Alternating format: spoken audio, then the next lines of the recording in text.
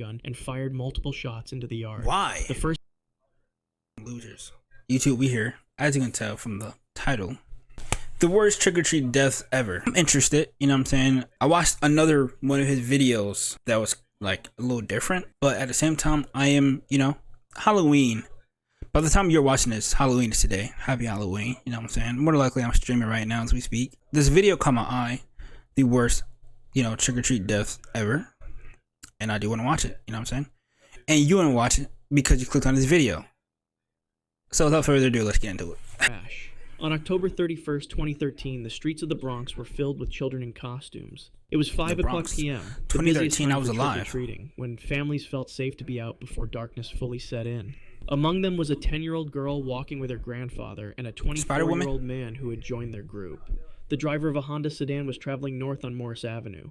Witnesses later reported the car moving at normal speed before something changed. The 52-year-old driver suddenly stiffened behind the wheel. His eyes rolled back, his hands locked on the steering wheel. He was having a seizure. The Honda accelerated to approximately 45 miles per hour and veered sharply right. It jumped the curb with enough force to become momentarily airborne. The front bumper struck the 10-year-old girl first. The impact launched her body nearly 15 feet through the air. Her candy scattered across the sidewalk as she landed. The grandfather, 65, turned at the sound, but he had no time to react. The vehicle's hood struck him directly at thigh level, breaking both femurs instantly before the grille impacted his torso. The 24-year-old tried to dive away but was caught by the passenger side of the windshield. 3 other pedestrians were struck with glancing blows. They suffered fractures and lacerations but survived. The Honda continued another 30 feet before crashing into a brick wall. The driver was found unconscious but breathing.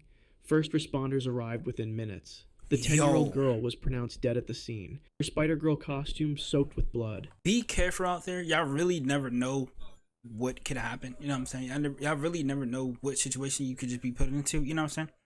This is everybody's first chance at life. So you never know what could happen. You know what I'm saying? Please, everybody, be careful. Because this ain't even really his fault. He just got a seizure. You know what I'm saying? He got a seizure, ran through people, killed some people, injured some people, and he's unconscious. You know what I'm saying? He better wake up. He don't even know what the fuck happened. And this is just insane. You know what I'm saying? Please just be on your P's and Q's. Watch our surroundings. You know what I'm saying? Always be alert. You feel me? I'm just telling y'all things that my mom always tell me because I fuck with y'all and I want the best for y'all. You feel me? So please, please, please just be careful out there. Watch our surroundings, especially today. Anybody trick-or-treating, you know what I'm saying? Just be careful. We're just gonna get into it. Her grandfather died en route to the hospital from massive internal bleeding. The 24-year-old survived for 47 minutes in emergency surgery before succumbing to a ruptured aorta. Toxicology reports later confirmed the driver had no drugs or alcohol in his system. The medical examiner determined he had experienced an unexpected grand mal seizure. No criminal charges were filed. The 3 victims had simply been in the wrong place at precisely the wrong moment. The wrong time. Spidey costume victim. On October 31st, 2010, Aaron Shannon Jr. was celebrating Halloween in the backyard of his family's South Los Angeles home. 2010 Spider-Man, that means he was excited. Spider-Man in 2010s, that was probably like the Sammy Raimi, or I forgot what the director is, but those Spider-Mans, the Tobey Maguire Spider-Mans were heat, insane. So of course niggas want to be Spider-Man, but I just want to know what happened. 5-year-old boy was proudly showing off his new Spider-Man costume to his relatives. His grandfather, uncles, and father watched as he posed and jumped, mimicking his superhero idol. The mask was pushed up on his head so everyone could see his smile. At 2:05 p.m., 2 men appeared at the alleyway behind the property. They were members of a local gang looking for rivals who supposedly lived nearby. Neither had any connection to the Shannon family. The men paused, observing the backyard scene for approximately 15 seconds. Without warning, one of the men raised a .22 caliber handgun and fired multiple shots into the yard. Why? The first bullet struck Aaron in the back of his head as he was mid-jump, showing off a Spider-Man move. The round penetrated his skull and fragmented inside his brain. 4 other bullets hit various family members. His grandfather took a round to the wrist. His uncle was struck in the leg. Aaron collapsed instantly, the red parts of his costume now indistinguishable from the blood spreading across the fabric. His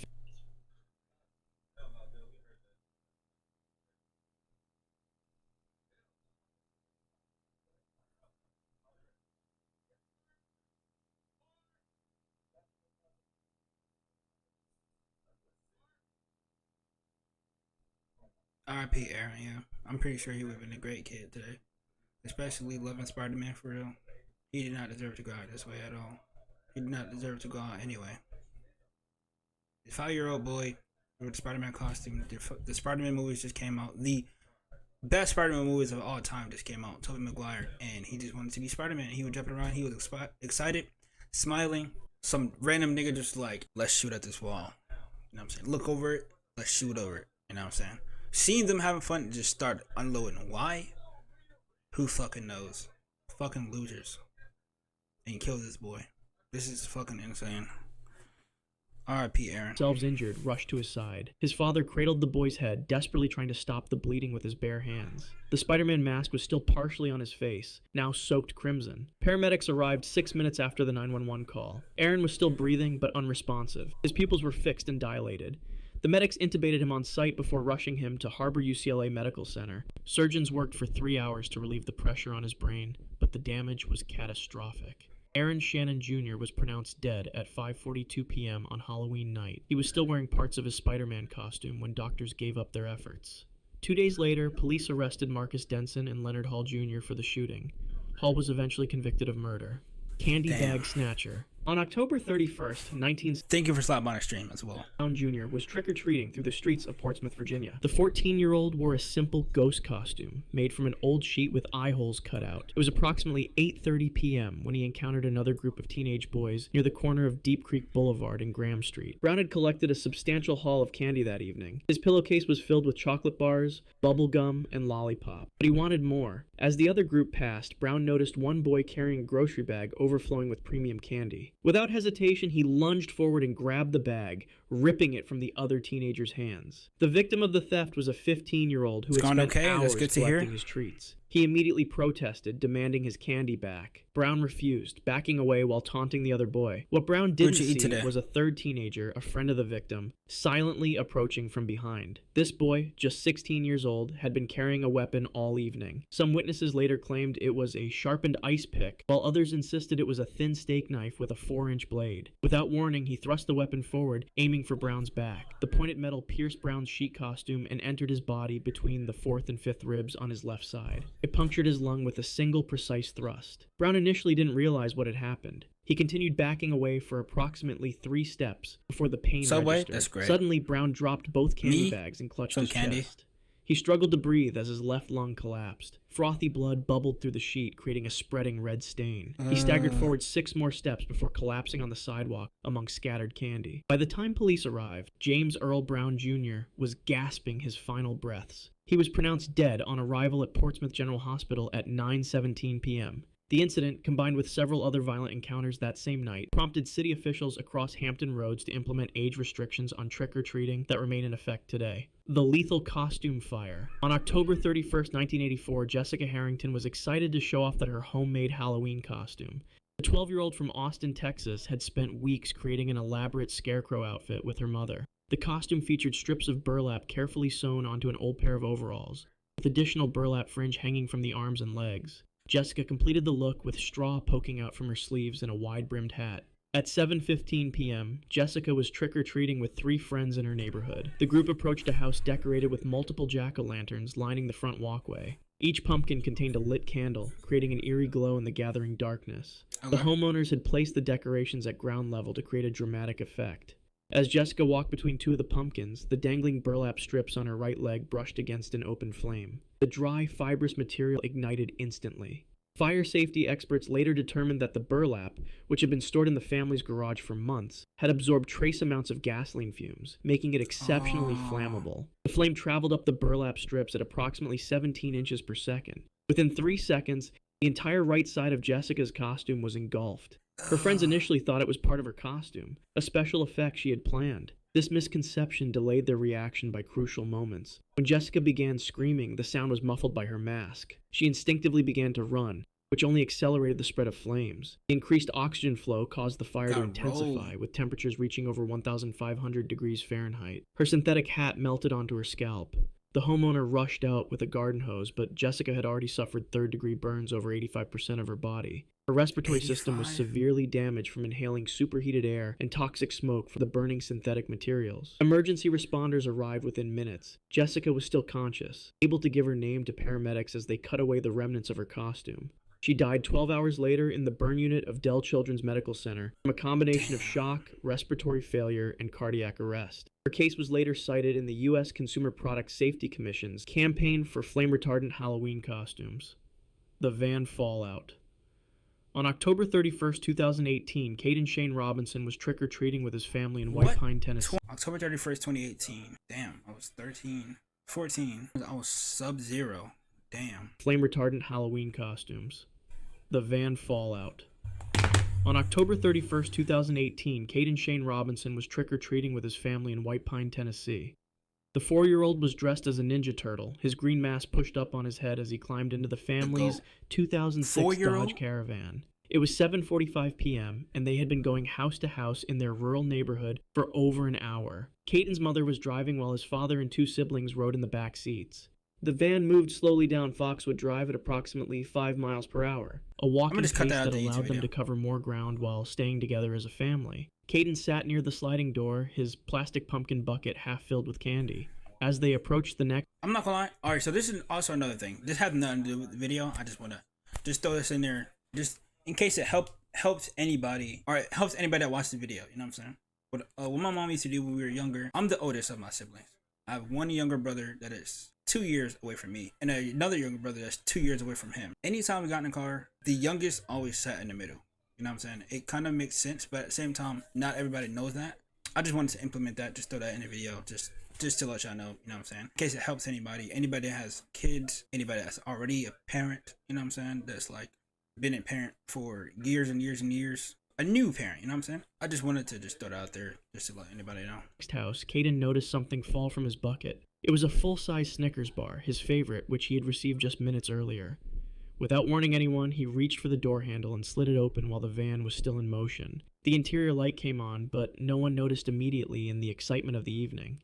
Caden leaned out, stretching his small arm toward the candy bar lying on the asphalt about 2 feet from the vehicle. His body weight shifted, and he slipped from the seat. His mother, unaware of the open door, continued driving at the same slow pace. The boy fell directly into the path of the van's rear tire. The right rear wheel, bearing approximately 1,200 pounds of the vehicle's weight, rolled over his chest and abdomen. The pressure was equivalent to being crushed between 2 concrete slabs. His ribs splintered instantly, driving bone fragments into his lungs and heart. His father saw the open door and turned just as Caden fell. His scream alerted the mother, who slammed on the brakes, but it was already too late. The van had moved only 6 inches after running over the boy, coming to a complete stop with the tire still partially on Caden's body. Neighbors rushed from their homes, one performing CPR while another called 911. Paramedics arrived 7 minutes later, but Caden had suffered catastrophic internal injuries. The traumatic asphyxiation and blood loss had been immediate and overwhelming. He was pronounced dead at the scene, his Ninja Turtle mask and scattered candy illuminated by the flashing emergency lights. The Utility Trailer Massacre. On October 31st, 2016, the Tate family was trick-or-treating in Chunky, Mississippi. Rather than walking house to house in the rural area where homes were spread far apart, they used a flatbed utility trailer pulled by a Jeep Cherokee. The trailer, normally used for hauling firewood, was decorated with hay bales for Halloween. 9 people, mostly children, sat on these makeshift seats. At approximately 7:30 p.m., the group was traveling west on Highway 80. A narrow 2-lane road with no shoulder. The trailer had reflective tape but no lights of its own. It relied on the Jeep's taillights for visibility. Among the passengers were 3 children, 7-year-old Christina, 9-year-old Bailey, and 8-year-old Brooke. All 3 wore princess costumes with reflective trim. The night was particularly dark with no moonlight. A heavy fog had settled in the low-lying areas of the road. The Jeep was moving at approximately 15 miles per hour. Slow enough for safety, but fast enough to cover ground between distant houses. As they approached a slight curve, a Ford F-150 pickup truck appeared behind them. The truck was traveling at 68 miles per hour, more than double the posted limit of 30 miles per hour.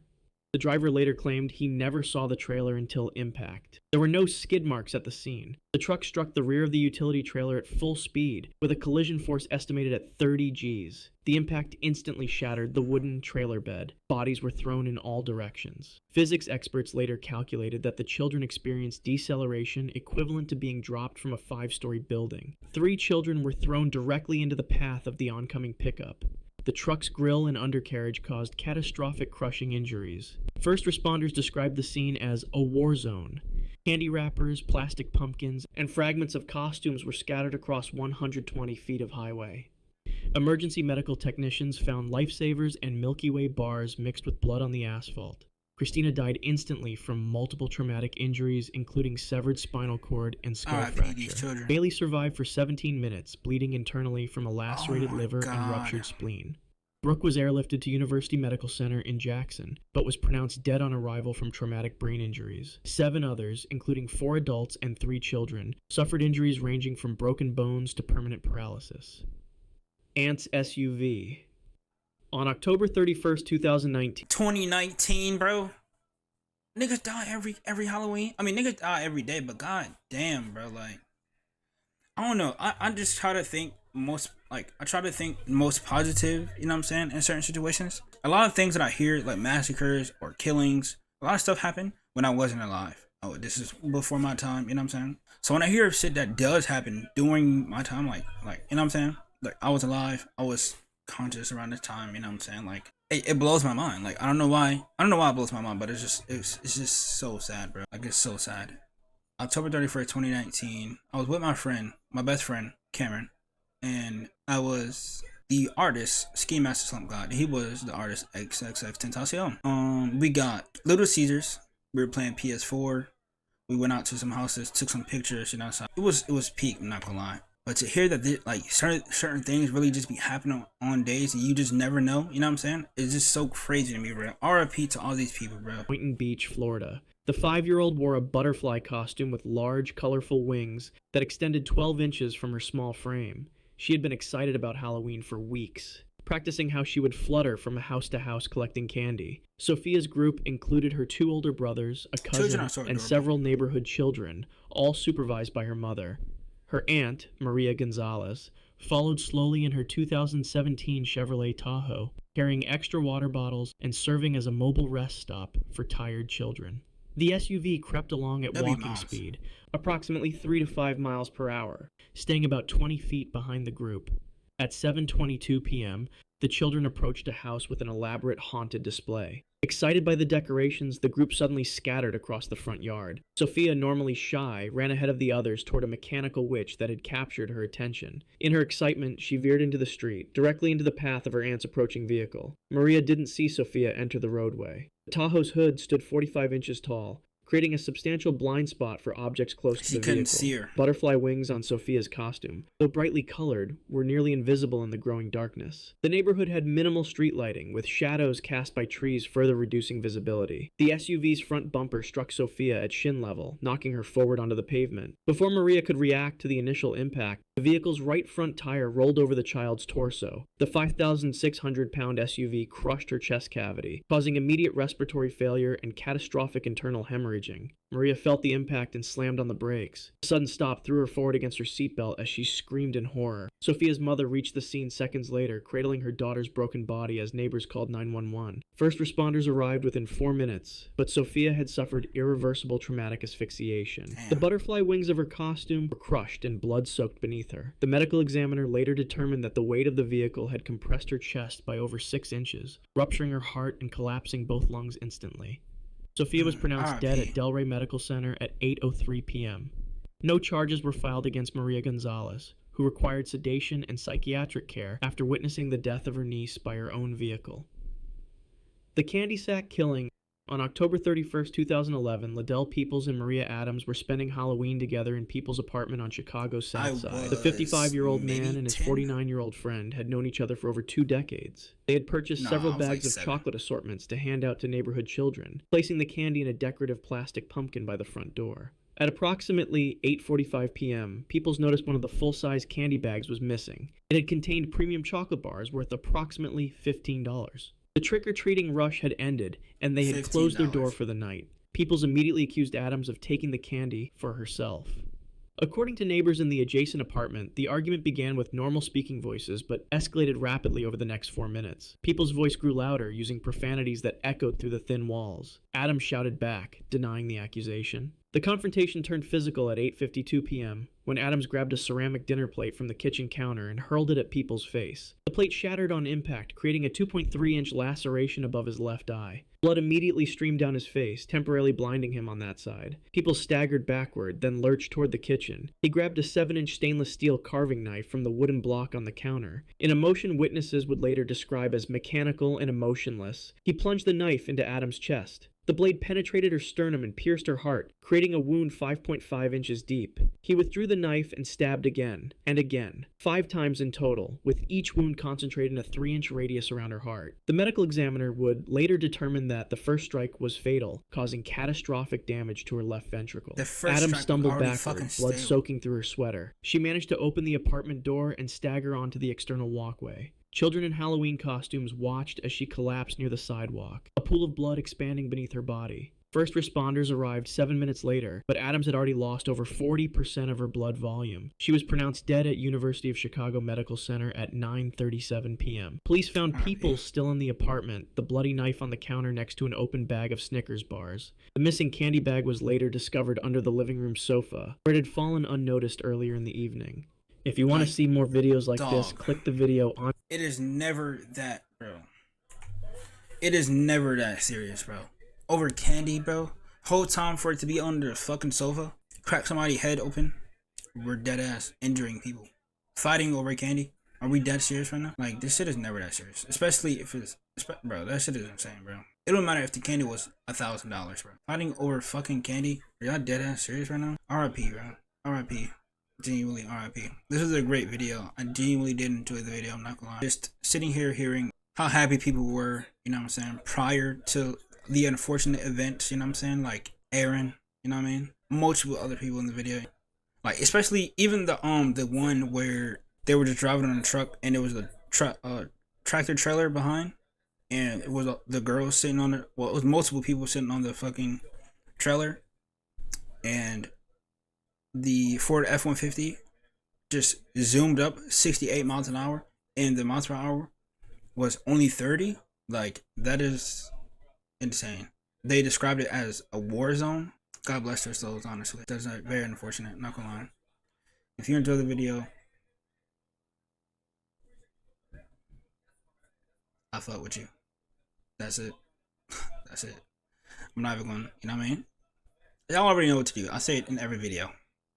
This video is way more calmer, you know what I'm saying? It's not really an uplifting type of video. It's just, you know, something that popped up in my recommendations that I wanted to see. It came out a day ago, and Halloween is tomorrow, so I just upload it as well. But without further ado, we're out.